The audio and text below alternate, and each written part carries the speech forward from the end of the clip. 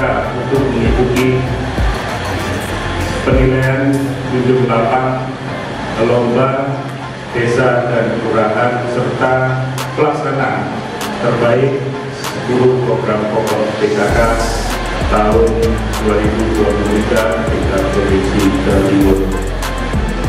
Bismillahirrahmanirrahim. Assalamualaikum warahmatullahi wabarakatuh.